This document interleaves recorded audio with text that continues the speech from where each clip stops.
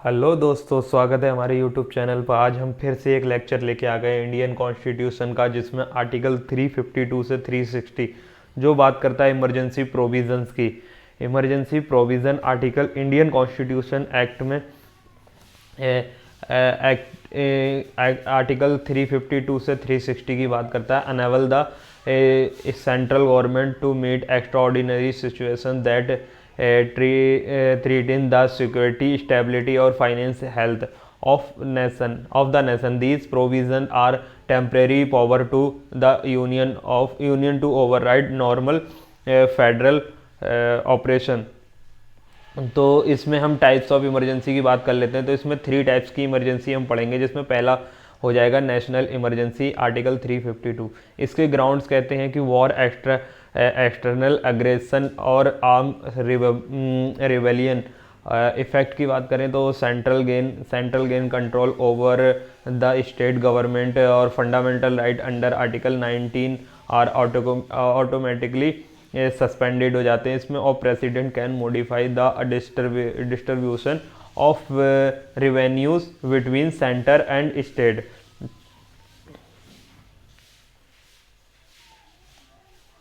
और और इसमें केस लॉ की अगर बात करें आर्टिकल 352 की, तो सबसे पहला केस लॉ बनता है इंदिरा नेहरू गांधी वर्सेस राजनारायण केस। इसकी अगर बात करें इंदिरा नेहरू गांधी वर्सेस राजनारायण केस की, तो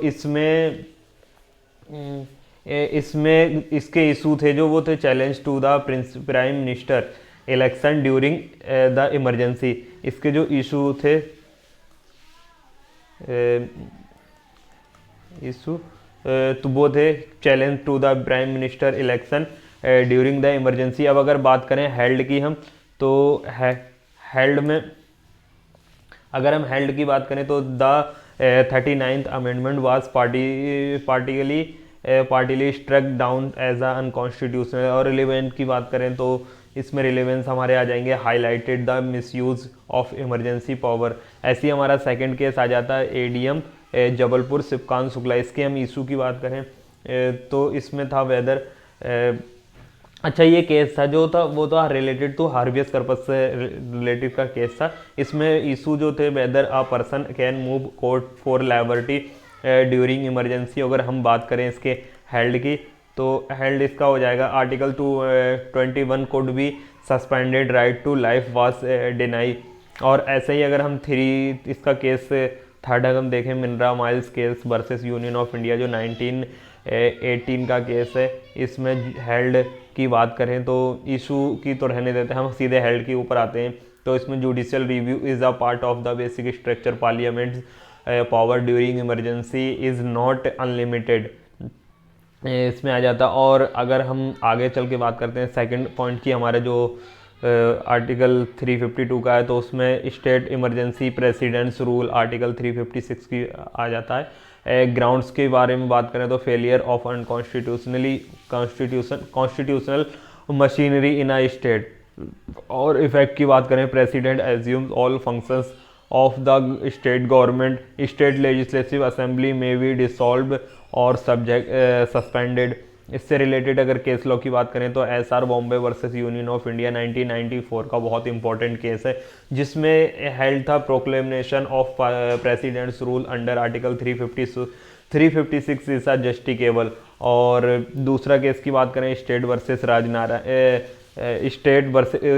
Rajasthan state versus Union of India 1977 का ये केस है। इसकी हेल्ड की बात करें centre can not dismiss state governments on political ground only on constitutional breakdown. अब आगे बात करते हैं हम इसमें फाइनेंशियल इमरजेंसी की बात करें आर्टिकल 360 की, तो ग्राउंड्स थे इसके threat to the financial stability और credit of India of any part thereof. Effect की बात करें तो salary of government officially including जजेस में भी reduce. President can direct state to observe financial property. और इसमें अगर केस लॉ की बात करें तो नॉट एट बी डिक्लेयर, लेकिन हम इससे रिलेटेड केस ले सकते हैं Kesavananda Bharati versus state of Kerala 1973 का जो केस है। इसमें अगर इस केस की बात करें तो केशवानंदा भारती में parliament's power is limited, basic structure of doctrine applies even to financial emergencies, इन्होंने कहा था। और अगर हम इसके स्कोप की बात करें तो प्रोवाइड्स आ लीगल फ्रेमवर्क और crisis management empower to the union government to act swiftly in times of national threat, ensures continuity of governance even in extraordinary situations, or demonstrate unitary voice of the constitution during emergencies। आगे बात करें इसके limit of safeguard की, parliamentary control emergency must be approved by both houses with a specified period.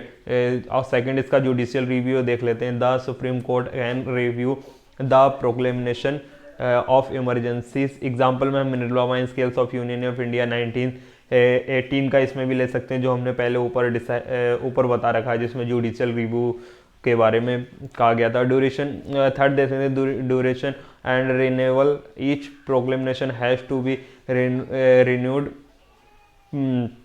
periodically, cannot continue indefinitely। Fundamental right protection under the 44 amendment 1978 में article 20 and 21 cannot be suspended even during emergency. जब fundamental right protection होगा तो emergency के time पर article 20 और article 21 cannot be suspended even during emergency. और federal balance कहता है कि abuse of emergency power as seen in 1975 से 1977 की बात है, has lead to strong safeguard to prevent central misuse. और कंक्लूजन अगर हम देखें तो कंक्लूजन हमारा निकलता है इसमें, the emergency provisions are essential for maintaining the security and integrity of India, but they must be exercised with caution and accountability। The experience of the 1975 emergency highlighted the dangers of misuse, leading to constitutional amendments that now ensure a better balance between necessity and liability। अच्छा, हम एक चीज़ और बताते हैं कि India एक पहला हमारे लिए गर्व की बात है कि इंडिया में कभी भी फाइनेंशियल इमरजेंसी नहीं लगी।